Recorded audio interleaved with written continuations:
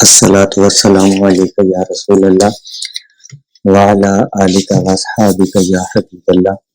لاکھوں کروڑوں درود محمد اور آل محمد پر کہ جن کے صدقے اور وسیلے سے اللہ پاک نے ہم پر بے پناہ عنایات جاری رکھی ہوئی ہیں۔ معزز سامعین کرام، السلام علیکم۔ آج درود شریف کے مشاہدات کا انسائکلوپیڈیا کی قسط آپ کے سامنے پیش کر رہا ہوں۔ شیخ اعجاز احمد علامہ اقبال رحمۃ اللہ علیہ کے بھتیجے کہتے ہیں کہ مجھے میری پھپھو ہمشیرہ علامہ اقبال رحمۃ اللہ علیہ نے بتایا کہ اقبال کو اسم اعظم معلوم ہے جو کہ میاں جی نے انہیں بتایا ہے۔ پھر جب علامہ اقبال رحمۃ اللہ علیہ سیالکوٹ سے لاہور تشریف لائے تو ایک روز اعجاز احمد صاحب نے ان کے پاؤں دباتے ہوئے پوچھا کہ میں نے سنا ہے میاں جی نے آپ کو اسم اعظم بتایا ہے۔ علامہ اقبال رحمۃ اللہ علیہ نے فرمایا، یہ بات تم میاں جی سے خود کیوں نہیں پوچھ لیتے؟ چنانچہ ایک دن اعجاز صاحب نے میاں جی سے اسم اعظم کے بارے میں دریافت کیا جو کہ انہوں نے علامہ اقبال رحمۃ اللہ علیہ کو بتایا تھا۔ تو میاں جی نے کہا، قبولیت دعا کے لیے ایک نسخہ یاد رکھنے کے قابل ہے، اور وہ یہ کہ ہر دعا سے پہلے اور بعد میں درود شریف کثرت سے پڑھیں، کیونکہ درود سے بڑھ کر کوئی اسم اعظم نہیں ہے، اور تمہارے چچا یعنی علامہ اقبال رحمۃ اللہ علیہ کو بھی میں نے اسی اسم اعظم کی تلقین کی ہے۔ میرے عزیزو، اس بات میں کوئی شک نہیں ہے اور یہ بات روز روشن کی طرح عیاں ہے کہ درود شریف کی اصل اور پاورفل اسم اعظم ہے۔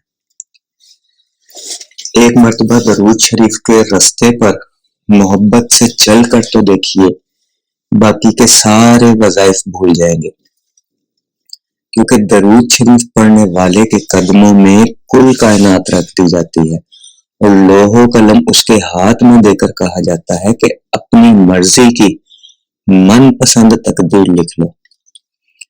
اسی لیے تو علامہ اقبال رحمۃ اللہ علیہ نے فرمایا کہ کی محمد سے وفا تو نے تو ہم تیرے ہیں، یہ جہاں چیز ہے کیا لوح و قلم تیرے ہیں۔ اور جب آپ محبت سے درود شریف پڑھنا شروع کرتے ہیں تو فرشتے آپ کے لیے رحمت و مغفرت کی دعا کرنا شروع کر دیتے ہیں، اور جب فرشتے آپ کے لیے دعا کرنا شروع کرتے ہیں تو ایک پورا غیبی نظام حرکت میں آ جاتا ہے، یعنی ہر کام میں آپ کے لیے سلامتی رکھ دی جاتی ہے، ہر چیز آپ کے لیے خیر و برکت کا باعث بن جاتی ہے۔ اور خیر و برکت کا باعث کیوں نہ بنے؟ آپ دعا کر رہے ہوتے ہیں کہ یا اللہ محمد اور آل محمد صلی اللہ علیہ وآلہ وسلم پر رحمت و سلامتی نازل فرما، اور یہ دعا تو کسی بھی حال میں رد نہیں کی جاتی۔ جب یہ دعا قبول کر لی جاتی ہے تو اس دعا کو مانگنے والا بھی قبول کر لیا جاتا ہے۔ یہ عمل اللہ اور اس کے فرشتے بھی کر رہے ہیں، پھر بھلا انسان کیوں کر اس کے فضائل و برکات سے محروم رکھا جائے؟ آپ نے دیکھا ہوگا دنیا کا دستور ہے کہ جب ایک شخص کسی سے بے پناہ محبت کرتا ہے تو اس کے لیے اپنا سب کچھ قربان کرنے کو تیار ہو جاتا ہے۔